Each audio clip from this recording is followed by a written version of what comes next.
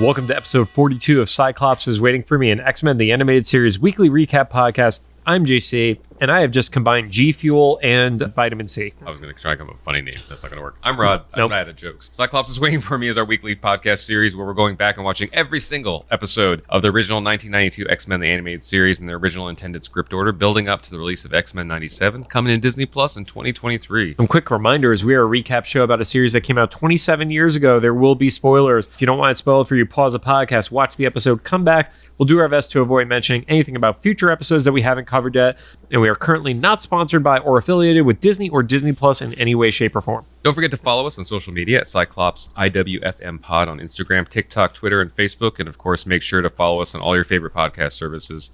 Finally, we record these episodes in batches right now, so if we're reacting to any news about the upcoming series, we'll be a few weeks behind. As far as I know, there's nothing new coming out. I guess catch up on Instagram posts if you want. We've been a lot more active on there. There's a TJ Maxx, like, live, laugh, love sign with Rogue Swamp Rat quote on there. I want somebody to print that out and make it for real, like, put it in their place. And now on to the show. Today, we're going to be talking about Season 4, Episode 6, titled Courage. It aired on September 25th of 1995. Currently sits at a 7.5 star rating on IMDb. This seems higher than what this episode should have got. Yeah, this is one of my favorite. I don't have any recollection of this one before watching it today, actually.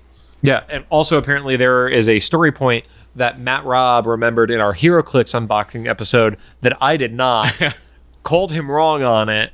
And then this was the episode that he was actually referencing. Sorry, Matt. So, starts out on Muir Island. Moira is scanning Morph, and essentially she says, you know, you're as healthy as you're going to be, you know, if you're over the nightmares, but you should take it easy. Mm-hmm. And, you know, he's going to go back to being a hard life. It's not easy to be an X-Men. I would imagine that as being the X-Men who has come closest to dying, aside from Jean, he's aware of this. Yeah. I also love how the X-Men don't have any protocol for easing back into things. They're just like, you're either on Muir Island, you know, recovering with Moira, or like you get back and we're just going to throw you in war right away. So Morph hops on a plane and flies home to the States. As that happens, we cut to a lab, and it looks like they're putting together spools of some giant material. It looks kind of like giant tinfoil. We know that's not the case, but it just literally looked like giant tinfoil to me. I'm so glad you were able to see that, because I was looking, I was like, I can't tell what this is supposed to be animated as. It just looked like a chemical plant to me. Yeah, I mean, it was definitely a chemical plant, but the item being produced were giant spools of something that, like I said, at this point, we think it's like, you know, the equivalent of a, you know, Reynolds wrap.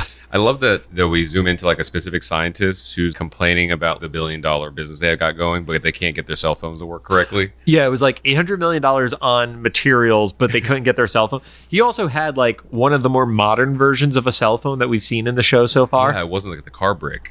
No, it was not the car brick. It actually had like a flip to it. Yeah. God, our phones were garbage back then. Luckily for this gentleman, 4 Sentinels attack. And we don't really know what they're attacking for at first. They kind of are a little coy about showing that it's the Sentinel at the beginning. You're seeing like glimpses as opposed to the full Sentinel.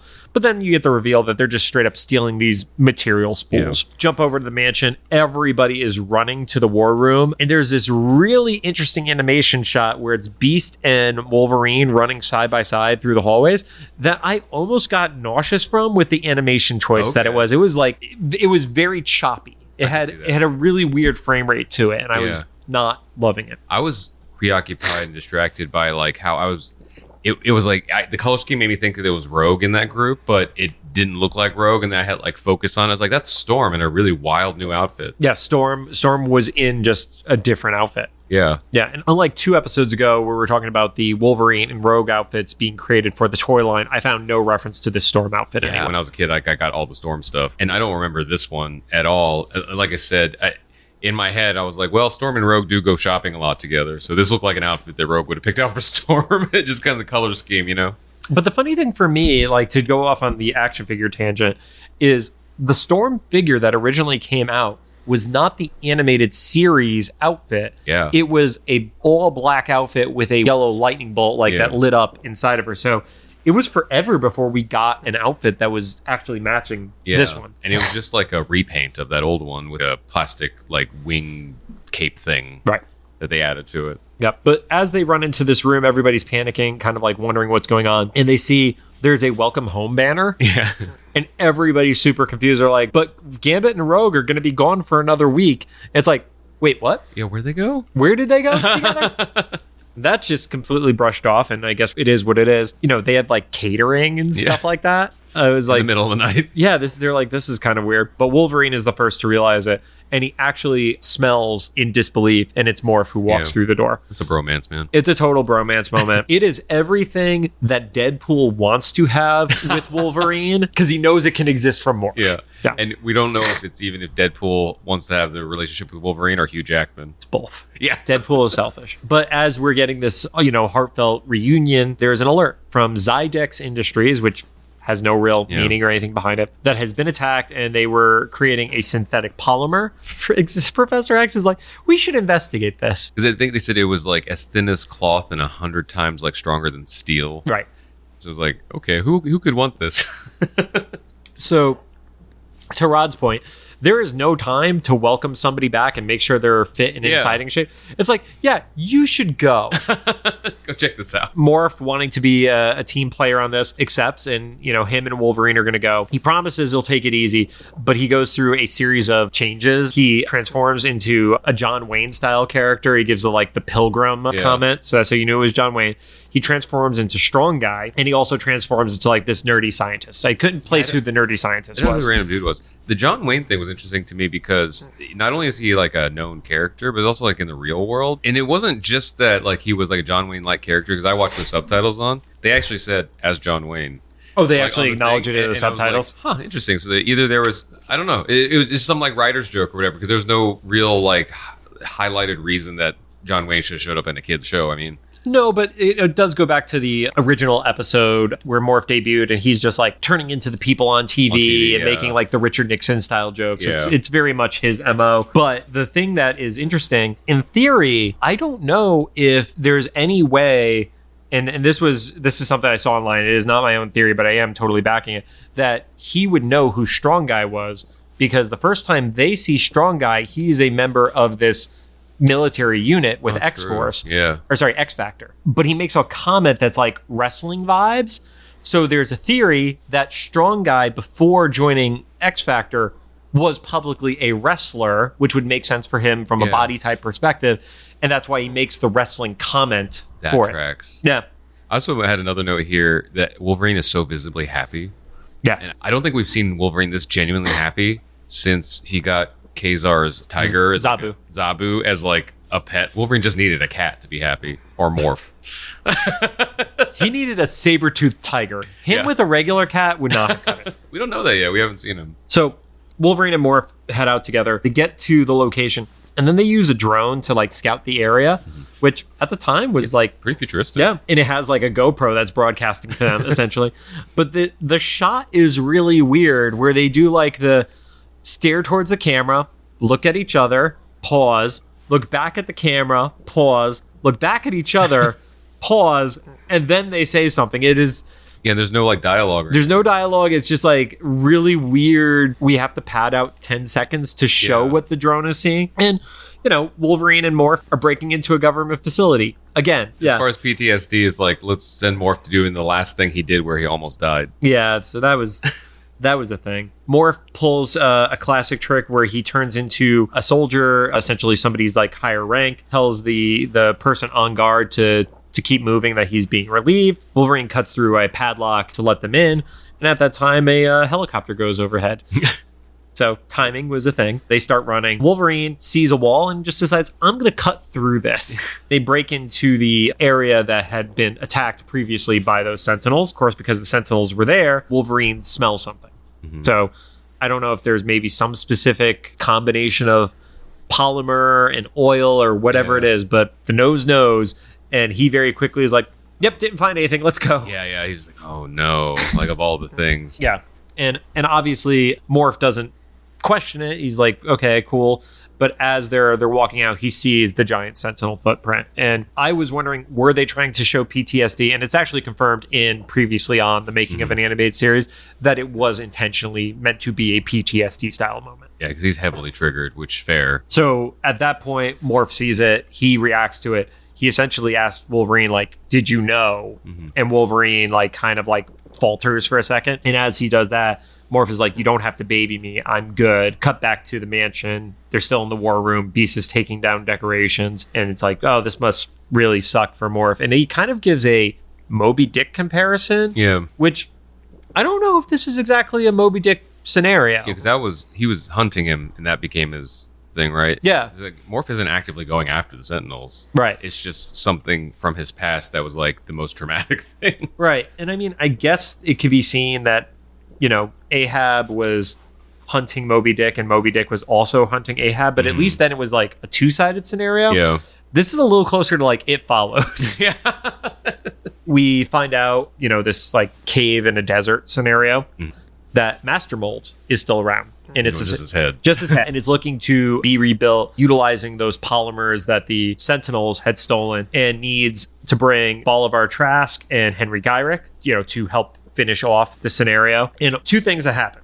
One, the voice changed, both for Master Mold Yeah, and Sentinels. and the Sentinels. Yeah, The voice did change. I had to note that they're all weird voices, but also they're more like human now. Before they're very robotic, Yeah. just reading almost lines of code, and now they're having like conversations pretty casually. Right. And the Sentinel essentially pushes back and being like, yeah, we're not supposed to like touch humans. And Master Mold like eye zaps him and reprograms him. He's like, all right, fuck it, let's go. And then he also calls for the mutant who destroyed my body, which, you know, we all know Xavier flew a blackbird into them. Which was Rod's favorite scene because there was gasoline and dynamite in the cockpit of the Blackbird. Yeah. And it was completely safe. Yep. At the mansion, Xavier and Morph are talking, and Morph knows that he messed up, and you know, Xavier is kind of, maybe we brought you back too early. Maybe you know, maybe we have to ease you back into this. And Morph, you know, gives the respectful, you got to let me try. I'm never going to fix this if I don't try. That being said, they literally have one of the most advanced training systems ever in Yes. the Danger Room, and they didn't even try that. No, they probably should. To just see let's just see if the Sentinels still trigger you. Yep. And then it could only still happen in the 90s moment. You have kids in a park Yeah, like at night. Yeah, after sundown at the very Yes. least. So at the earliest possible, this is like 7 p.m. at night because it was dark. It wasn't even twilight. It was dark. Am I getting my timeline right? That everyone was asleep and they had been woken up by this? So I think they didn't do a great job of showing this is actually like the next day.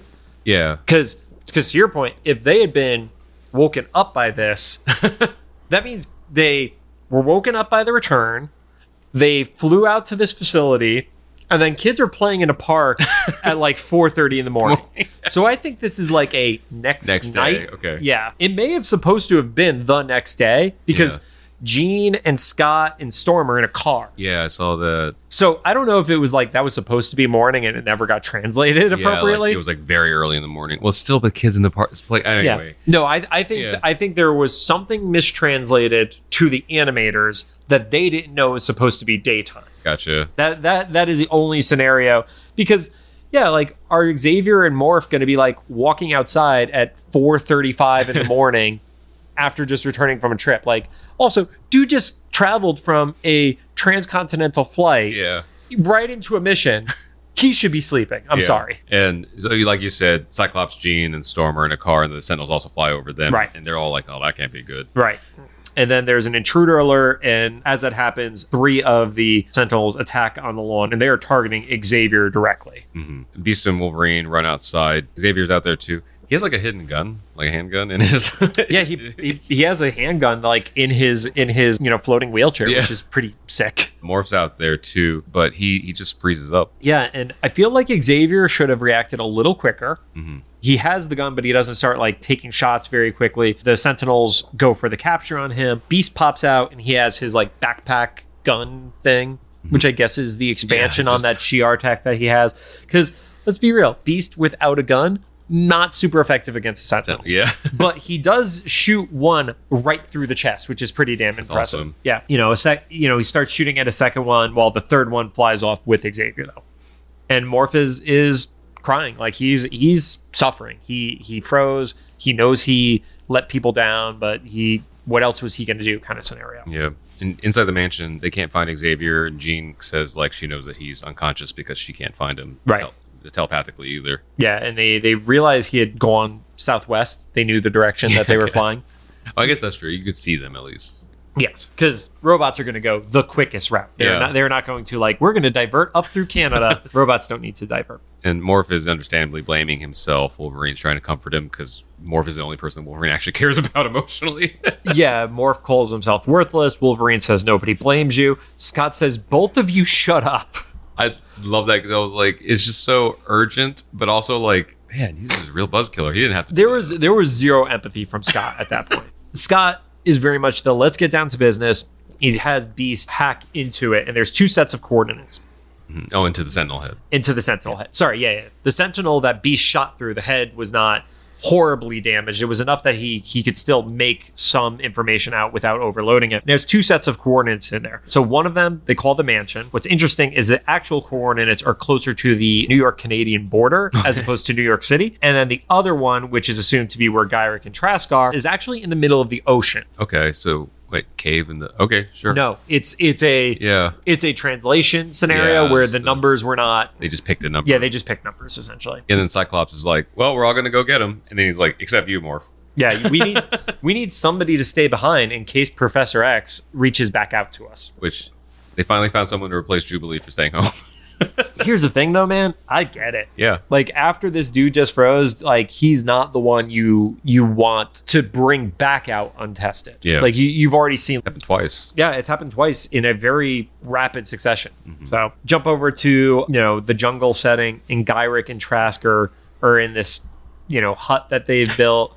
They're arguing. Gyrich is mad because he caught a fish and Trask hasn't really done anything, I guess is the impression. I love that I kind of want to see a mini sitcom of this odd couple scenario between these two living in the jungle together. Because it's they've just both decided this is their best case scenario. Just be off-grid. But off-grid together and they hate each other. Unfortunately for them, the Sentinels appear. They both get grabbed. At the same time, the Blackbird has caught up. Storm flies out of it. Wolverine just dives out and lands on a Sentinel. I mean, I guess when you're that invulnerable, you could just do whatever, and it's fine. He's used to it now too. Yeah, they're able to take one down, but the other Sentinels that are there are able to kind of even the odds. The Blackbird, they have a little bit of a back and forth. One of the Sentinels gets impaled by a rock, right through. That. Yeah, it was a really... It looked almost like it should have been a fatality. Kind of it's a Mortal Kombat thing, you just dropped into the pit. Yep. But of course, there is one that survives the fight, and it is able to grab Trask and Gyrich and fly off. And back at the mansion, Morph decides to take matters in his own hands. He overloads the Sentinel head and then finds a 3rd set of coordinates. And he's like... Which only had one number, which is not how coordinates work. Right. He's like, oh no, now I have to go because I guess he didn't even think to maybe communicate to them, but sure. I got the vibe he thought to communicate it, but he was like, I need to prove myself. Yeah. So he goes to that coordinate. Everybody essentially arrives at very similar times. So that the Sentinel, which is carrying Xavier, arrives first. The Blackbird follows. We realize that Master Mold wants to use Xavier's brain and amplify his power as a way of controlling humanity. Mm-hmm. And he calls that irony. It's not actually irony.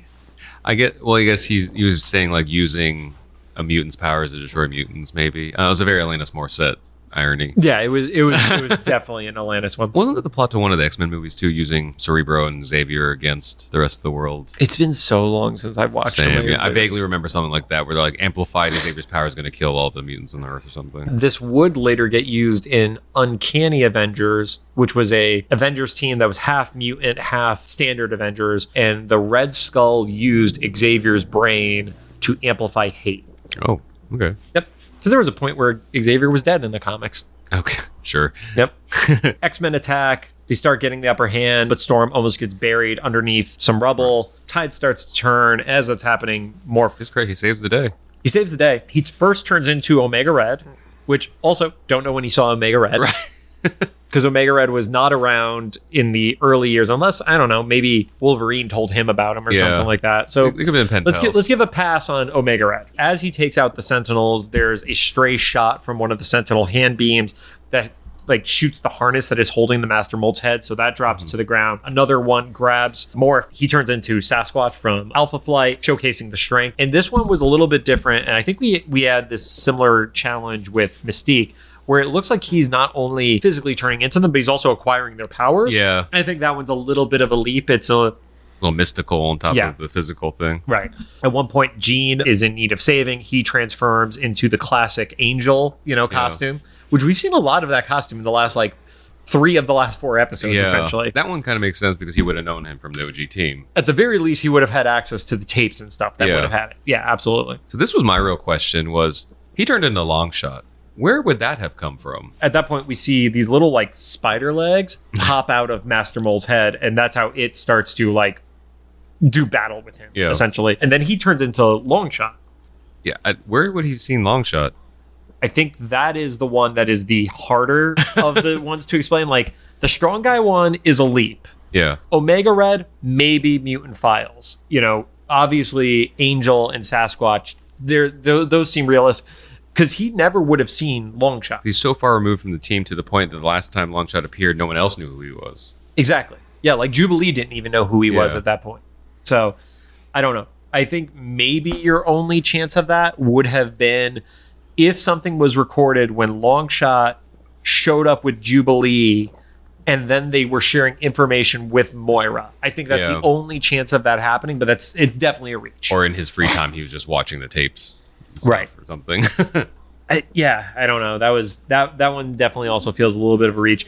But he does get his revenge on Master Mole. He shoots one of the Tights, right? Tights? Yeah, they're the ones that hang from the ceiling. Yes. Okay.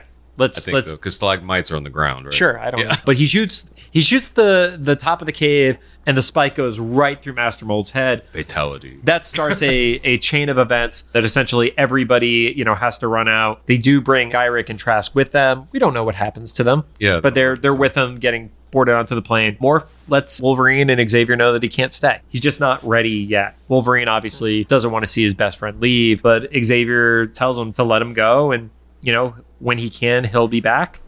And it's kind of a somber ending because it's Morph had his moment. Obviously, the theme of the episode being courage of he came back when it counted and he saved the day, but he's still not ready to stay. Yeah. And even as I could see as a writer in the meta world, for the show, it's probably good that they probably need him to not always be there because otherwise, since we said, we established that he gets people's powers, way too overpowered to make an interesting story believably. Yeah, and that was actually something that Eric talked about in the book too, was they needed to give Morph a little bit of a resolution because you had him in the first episodes disappears for essentially he's not a member of the team for 49 episodes. Oh, I didn't even think about that. Yeah. So second season he came back? Yeah, with the Sinister episodes. Yeah. And he was going through, and they had to give his story a little bit of a resolution to show that he's okay and he's not the dark version of Morph anymore. But they also needed to give a reason why wouldn't he rejoin the team fully? And this was kind of their way of doing it. And then, do we know if he comes back again? I honestly can't remember if he does or not. I know because of something I read, but I don't want to mention it. No. As far as I'm with the audience in this, I don't remember a whole lot from this point on in the show, or even a few episodes ago from the show, because this is where the hazy area happens, where we didn't all watch all the episodes. Right. So I don't remember if he comes back. Part of me kind of wants to start an online poll of for X-Men 97's does Morph survive? So yes, because they've literally revealed his artwork. Yeah. But I mean, does he survive the initial show? Does he survive X-Men 97? Yeah. Got or do they retread history and be first episode, he goes on a mission and gets shot? That would be so fucked up. It's he's the Kenny of the X-Men universe. Oh my God, they killed Morph. That's awful. That's absolutely awful. Because it keeps happening. This is the first time he's run away. Well, actually, even this time he gets shot up, and they're peace, gotta go. He's keeps being traumatized. Yes, he's a very traumatized character, and that's why he responds with humor. He's like every comedian in Los Angeles.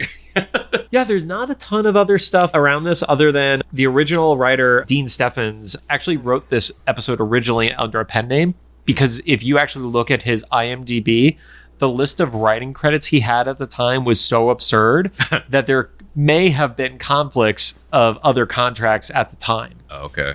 But I looked up this dude's IMDb before. I'll share a screenshot of it. It is absolutely insane how many cartoons from the 90s that he was the writer on. It's an unreal, basically everything except for Batman the Animated Series, this dude was a writer on. That's cool. Yeah. He's kind of like a Conan O'Brien. We're well, we didn't know how much you wrote before. Absurd amount of writing. Yeah. My first time I visited LA, like years and years and years ago, I met some TV writers and stuff, and that was my first exposure to like how a lot of those writers would use pen names for different projects. They wanted to be associated with different genres. Right. Like, I was talking to somebody about like how at the time, this didn't age well, and I don't love the show anymore, but at the time I was really into that show, Drawn Together. They were very absurd and like irreverent and stuff. Doesn't age well, but I could see that not aging well. And so some people I met in LA were like, "Oh yeah, we wrote on that show." I'm like, "Really?" And they're like, "Yeah, but we don't take credit for it." I'm like, "Really?" It's like, "Yeah, no one takes credit for that show because we all want to keep working." So they all had their own pen names to work on that show. You know, looking back, the main name associated to that show is Adam Carolla. Yeah, right. But I can't think of anybody else associated to it at this point. Well, and the people I met, I don't know if they were like well-known names or if they were. I'm not aware of them and stuff. But they were just all like, they're working LA writers and stuff. So like, we don't want someone, from like Disney or Nickelodeon to try to hire us and be like, you worked on Drawn Together. Yeah, fair. I mean, you're literally talking to the guy who worked for WWE for 2.5 years. So I get it. I was not there when Vince beat God, though. Yeah. That was 3 weeks before I started. Funny. In real life, I got to talk to you because I got suggestions at this convention I was just at last week where virtually every YouTube friend I haven't seen in a while is like, Rod, in your show on your main channel, you should hit up like some of the wrestling music people and stuff. I was like, I have a friend I need to talk about that too because I know nothing about the wrestling world. WWE has Jim Johnston and that's it. Yeah. Yep. So, well, on that wonderful note, Rod, any final thoughts on this one? At the very least, temporary goodbye of Morph. If it wasn't for Morph, I wouldn't have liked this episode. Even still, it was still just fine. Like, I feel like it wasn't completely pointless because we did get closure on like the Sentinels, Master Mold, and Morph somewhat. But otherwise, I don't know. I'm not going to watch it again. When you say the closure of the Sentinels, now I'm curious in the Bishop timeline. Oh, yeah. So I guess it's Master Mold may be gone, but we know Sentinels still exist because of our previous episode from 3 weeks ago now in Showtime. They're still on Genosha. So there are still Sentinels in existence outside of Master Mold's little crew. Yeah. I guess there's always like leftover stock or whatever. Yeah. But even in the Bishop episodes, there's like Nimrod and stuff. Right, because Nimrod has to evolve from the existing Sentinels because he's the super Sentinel. So I guess that implies that like Gyrich and Trask or some followers of them have continued the tradition outside of Master Mold.